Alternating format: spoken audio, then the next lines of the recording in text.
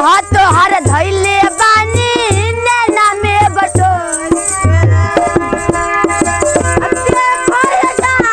बानी परेशान हो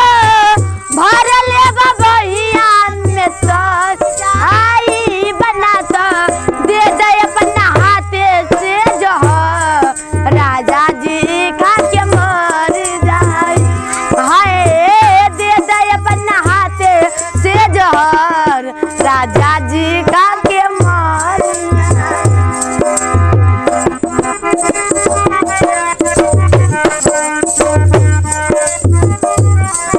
बनना कठोर इतना तरस खा जवानी के कर विश्वास हमरा प्यार के कहानी में बनना कठोर इतना